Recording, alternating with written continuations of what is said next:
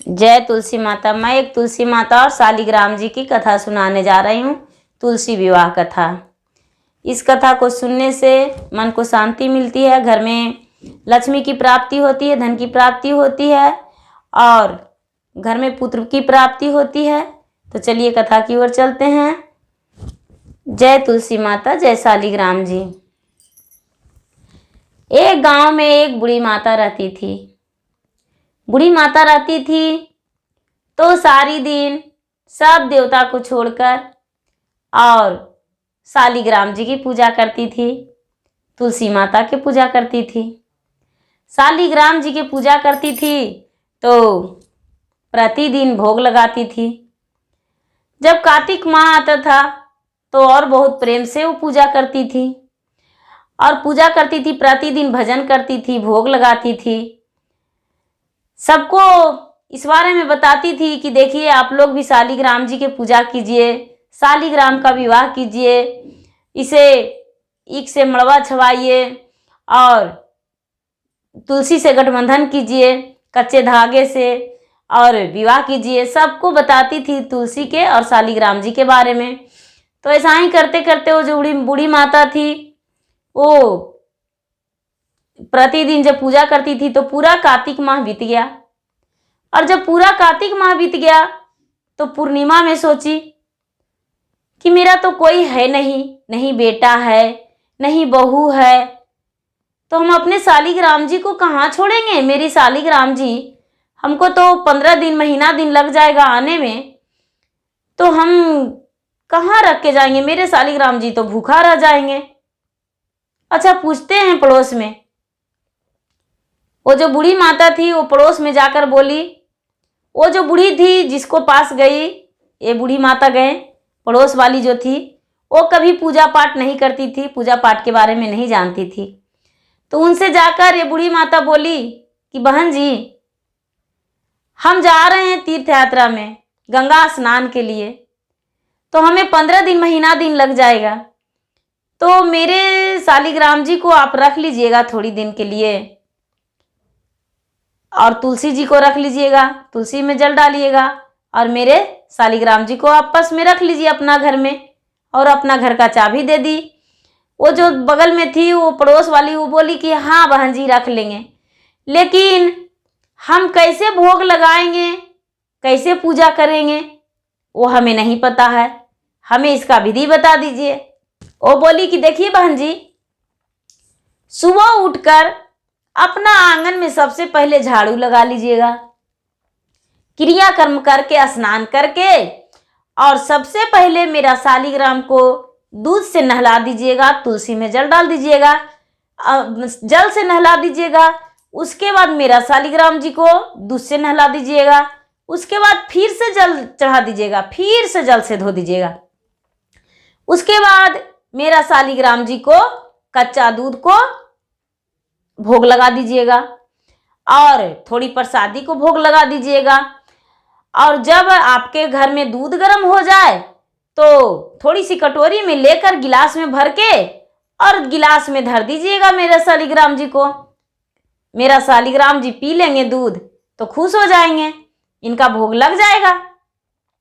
और जब आपके घर में कुछ खाना बनेगा तो आप मेरा शालिग्राम जी को भोग लगा दीजिएगा, रोटी, चावल, खीर, हलवे, पूड़ी, जो भी मिठाइयाँ कुछ भी बनेगा तो मेरा शालिग्राम जी को भोग लगा दीजिएगा। ये जो पड़ोस वाली थी वो सुनकर बहुत खुश हो गई कि चलो कुछ दिन तो मुझे मौका मिला भगवान जी को सेवा करने को लिए, और थोड़ा इसी बहाने हम भी जान गए कि ऐसे भगवान जी का पूजा होता है। वो जो बूढ़ी माता थी जो प्रतिदिन सेवा करती थी, वो इनके पर सौंप कर बगल वाली पर, अपने पड़ोस वाली पर, और चल गए गंगा स्नान के लिए। गंगा स्नान के लिए चल गए तो उन्हें लगा, पूरा दोस्त के साथ, सखी के साथ गए थे, तो उन्हें लगा कि यहाँ घूम लेंगे, वहाँ घूम लेंगे, हम थोड़ा घूम लेंगे, फ्री हैं तो इस मौके में नहीं घूरेंगे तो सारा मेरा शरीर थक जाएगा, तो कैसे घूर सकते हैं। वो जो पति पत्नी थे वो बहुत लंबा सफर में निकल गए। जब यहाँ ये बूढ़ी माता थी सुबह उठी और सुबह उठकर और झाड़ू लगाइए अपना आंगन में। झाड़ू लगाकर और क्रियाकर्म करके स्नान करके और जल चढ़ाई भगवान जी के। जल चढ़ाई, बोली कि भगवान जी, हम सबसे पहले तो बूढ़ी माता जो थी वो बोली उठकर, भगवान जी शालिग्राम जी, हम जाग गए हैं, आप भी जाग जाइए, क्योंकि हमें पूजा करना नहीं आता है। आप कब सोते हैं कब जागते हैं अभी मुझे पता नहीं है, लेकिन हम जाग गए हैं, आप भी जाग जाइए, हम जा रहे हैं आंगन में झाड़ू लगाने। इतना कह के और आंगन में झाड़ू लगा दी। आंगन में झाड़ू लगाकर जब स्नान करने जा रही थी तो बोली कि आप भी तैयार हो जाइए, आपको भी हम स्नान करा देंगे, आ रहे हैं स्नान करके पानी लेकर। ऐसा करके और वो जो पड़ोस वाली थी, वो जो जिसके पास शालिग्राम जी रहे थे, वो ऐसा करके और स्नान करके और लोटे में जल लाकर और भगवान जी को स्नान करा दी। भगवान जी को स्नान करा दी, फिर दूध से भी स्नान करा दी, फिर जल से स्नान करा दी। स्नान करा के और दूध धर दी पीने को लिए। दूध धर दी पीने को लिए, गरम करके और दूध को भोग लगा दी। भोग लगा दी और ढक दी कि भगवान जी दूध पी लीजिए, देखिए हम दूध गरम कर दिए हैं, शालिग्राम जी उठ जाइए, दूध पी लीजिए। तुलसी माता के जड़ में डाल दी दूध और इनके गिलास में धर दी और जिद करने लगी कि पी लीजिए। ऐसा कह के वो कुछ काम में चल गई, अपना खाना बनाने लगी। समय उसका 2 घंटा 3 घंटा बीत गया झाड़ू और खाना बनाने में, बर्तन धोने में। जब बर्तन धोया हुआ हो गया उसको खाना बनाकर, तो देखने आई तो दूध तो पूरा भरा हुआ है गिलास में, दूध पूरा भरा हुआ है। वो भोजन बनाई तो सोच रही कि अच्छा हम समझ गए हैं शालिग्राम जी, आप क्यों नहीं दूध पी रहे हैं, हमको पता चल गया। आपको लग रहा होगा कि दूध यदि पी लेंगे पूरा तभी हमको भूखी छोड़ देगी, भोजन नहीं देगी। ऐसा बात नहीं है, आपके लिए हम सुंदर सा थाल में भोजन परोस कर ला रहे हैं, आप जितना जेमेंगे उतना हम जमा देंगे। और ऐसा करके और लाकर और शालिग्राम जी के आगे भोजन परोस के धर दी। भोजन परोस के धर दी और बोली कि शालिग्राम जी आप उठिए, खा लीजिए, जेम लीजिए भोजन। भला शालिग्राम जी कैसे जेम सकते थे, वो तो पत्थर के थे। लेकिन भोजन लगाकर बूढ़ी माता फिर काम में लग गई। वो भी सोची कि अब खाएंगे, शालिग्राम जी खा लेंगे तो परसन लेंगे, तो उनका पूरा भोजन करवाकर हम भोजन करेंगे। ऐसा सोचकर और बूढ़ी माता कहीं चल गई। लेकिन फिर आ रही है, आकर देखी तो गिलास में दूध और थाल में भोजन उसी प्रकार रखा हुआ था। ये जो बूढ़ी माता थी वो बोली, भगवान जी आप क्यों रुसे हैं, देखिए जो भी मुझसे गलती हुआ है वो मेरा गलती को माफ कर दीजिए। हम नहीं जानते हैं पूजा पाठ किस प्रकार से होता है, मुझे नहीं पता, लेकिन आप मेरा गलती को माफ करके और दूध पी लीजिए और खाना खा लीजिए। बहुत मिन्नतें की, उपास हाथ जोड़कर बैठ गई कि जब तक आप नहीं जेमेंगे भोजन, जब तक हम भी नहीं जेमेंगे। ये बूढ़ी माता का 3 दिन बीत गया, लेकिन वहां से हिली भी नहीं। तब शालिग्राम सोचने लगे कि ये तो हम बहुत मुश्किल में फंस जाएंगे। यदि मेरा नाम से ये बूढ़ी जो है वो मर जाएगी तो बहुत बड़ा अपराध हो जाएगा। क्यों ना हम एक बालक के रूप में चल जाते हैं उसके पास।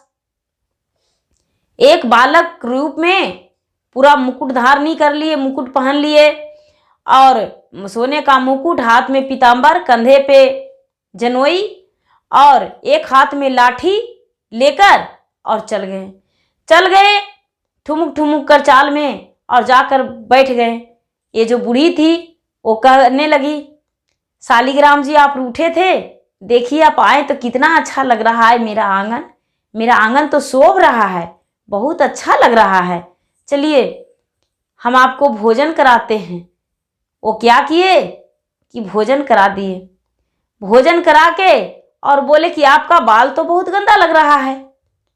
उनका बाल में तेल लगा दी, तेल लगाकर कंघी कर दी, कंघी करके और उन्हें सजा दी और सजा के और बोली कि अब आप बैठिए, हम भी जाते हैं भोजन करने। शालिग्राम जी जो थे वो बोले कि देखिए माता, जो आपका गाय आगे बंधा हुआ है ना, तो आपके घर भोजन किए हैं, तो जाते हैं वो गाय को हम चराने। ये जो बूढ़ी माता थी वो बोली कि ठीक है, जाइए आप गाय को चरा लाइए। विष्णु जी जो थे ना, शालिग्राम जी, वो चल दिए गाय चराने को लिए। शालिग्राम जी चल गए गाय चराने को लिए। तो दिन ठीक प्रतिदिन उसी तरह ये बूढ़ी माता जो थी वो दूध दे देती थी, दूध पिला देती थी भगवान को और भोजन करा देती थी। अच्छा से उनको नहा देती थी वो बालक रूपी में, फिर जल ढारना ही छोड़ दिए। जब सुबह होता था तो प्रतिदिन वो बूढ़ी माता कहती थी कि शालिग्राम जी हम जाग गए, आप भी जाग जाइए। तो ये बालक के रूप धर के और आंगन में बैठ जाते थे और जब ये कहते थे कि हम जा रहे हैं स्नान करने, आप भी स्नान करेंगे, तो ये भी तैयार हो जाते थे। ये भी उस बूढ़ी के साथ चल जाते थे कुएं पे और कुएं पे ही स्नान करा देती थी बूढ़ी माता। शाम जब सुबह होता था वैसा करके भोजन वोजन करके चल जाते थे गाय चराने और गाय चरा कर आते थे तो फिर भोजन करके और सो जाते थे। ये बूढ़ी बहुत आनंद में थी, बहुत खुश थी, बहुत अच्छा लग रहा था। और इसका लव था कि हम भी शालिग्राम जी का अब से पूजा करेंगे। हमें तो पता भी नहीं था कि इस प्रकार से शालिग्राम जी का पूजा होता है, ऐसे करके आते हैं। जब महीना दिन बीत गया तो ये जो बूढ़ी माता जो शालिग्राम जी के सौंप के गई थी वो वापस लौटी। तो वापस लौटी तो देख रही है कि मेरा आंगन में तो तुलसी बहुत हरा भरा है, लेकिन शालिग्राम जी को भी ले आएंगे तब तो अच्छा लगेगा, मेरा आंगन और अच्छा लगेगा। चले गए लाने को लिए और बोले कि बहन जी मेरा शालिग्राम जी के दो। ये कर रही है, अरे तुम्हारा शालिग्राम जी को हम नहीं रखेंगे, अभी गाय चराने गए हैं, गाय चरा के आएंगे तो ले जाना। ये कर रही है कि देखो मेरा शालिग्राम जी का दे दो। तू ऐसे अरबर क्या कर रही हो, बरबर कर रही हो, मेरा शालिग्राम जी के दे दो। ये कर रही है कि शालिग्राम जी गाय चराने गए हैं। ये क्या की धारने पर बैठ गई, बोली कि देखो जब तक तू मेरा शालिग्राम जी को नहीं दोगी तब तक हम तुम्हारे घर से नहीं जाने वाले हैं, क्योंकि मेरा तुलसी जो है अकेला है, अकेला कैसे रह सकते हैं, मेरा शालिग्राम जी को दे दो। ये जो पड़ोस वाली थी वो बार बार कह रही है, समझा के बोली कि देखो बहन जी हम शालिग्राम जी को भोजन करा दिए हैं, दूध से नहलाकर, जल से नहलाकर, कुएं पर ले जाकर और भोजन करा दिए हैं। वो चल गए हैं गाय चराने, जब गाय चराने आएंगे तब हम दे देंगे, शालिग्राम जी को भेज देंगे। ये कहने लगी जो बूढ़ी सौंपी थी वो बोली कि बहन क्या तुम्हारे घर सचमुच में शालिग्राम जी आते हैं और गाय चराने गए हैं? तो हाँ बहन जी मेरे घर सचमुच में शालिग्राम जी आते हैं और जो गैया है वो गैया को चराने जाते हैं। शालिग्राम जी को बोले कि अरे हम तो इतना दिन से पूजा कर रहे थे लेकिन मेरे घर तो शालिग्राम जी कभी आए ही नहीं, और तुम्हारे घर गाय चराते हैं, एक बालक के रूप में रह रहे हैं, ऐसा तो हम कभी देखे ही नहीं थे। ये तो अजीब लीला है उनका, ऐसा लीला तो हम कभी नहीं देखे। ये जो जिसको पास सौंप के गए थे वो माता कहने लगी कि शालिग्राम जी आपको सच्चे मन से इन्होंने भक्ति की है, इन्हें भी अपना दर्शन दीजिए। आप तो मेरे घर इतना दिन गाय चरवाहा बन के रहे, मेरे साथ मन बहलाए और मेरे साथ भोजन किए, बहुत अच्छा लगा, लेकिन इन्हें भी आप दर्शन दे दीजिए। शालिग्राम जी जो थे पियरी पीताम्बर में, कांधे जनोए, माथे पे मुकुट, हाथ में लाठी लेकर प्रकट हो गए। सोने का हाथ में लाठी प्रकट जब हो गए तो ये जो बूढ़ी माता थी जो इतना दिन से सेव रही थी वो बोली धन्य धान, हम धन हो गए और धनवान भी हो गए आपको दर्शन पाकर।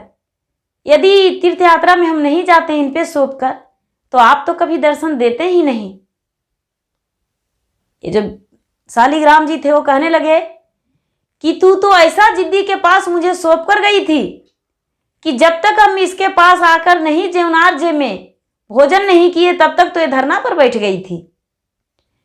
धरना पर बैठ गई थी और बोल रही थी कि जब तक आप भोजन नहीं कीजिएगा, दूध नहीं पीजिएगा, तब तक हम भोजने नहीं करेंगे। आके मुझे प्रकट होना पड़ा और भोजन करना पड़ा। इसीलिए हम इसके घर एक बालक का रूप में रह रहे थे। यदि बालक का रूप में नहीं आते तो ये तो अपना प्राण त्याग देती, और जब प्राण त्याग देती तब हम क्या करते। इसीलिए हम दर्शन दिए। ये जो बूढ़ी माता थी वो भगवान के चरण छूकर और प्रणाम की और बोली कि भगवान, मुझे कुछ नहीं चाहिए, मुझे बस यही चाहिए, आपका दर्शन। और जब भी हम जाएं इस दुनिया से तो अपने पति के कंधे से जाएं और मेरा मुखाग्नि पति का प्राप्त हो। मेरा जो पति है अपने हाथों से मुखाग्नि दें और अपने कंधे पर ले जाएं मुझे, मैं सुहागन ही इस दुनिया से जाऊं। ऐसा शालिग्राम जी उनका आशीर्वाद दिए और बुढ़िया उस दिन से भी मगन रहने लगी, क्योंकि उनका तो कोई था नहीं, दो बुढ़िया बुढ़ी थे और उनका तो अड़ोस पड़ोस के ही लोग परिवार थे। जय विष्णु भगवान, जय शालिग्राम जी, जय तुलसी मैया।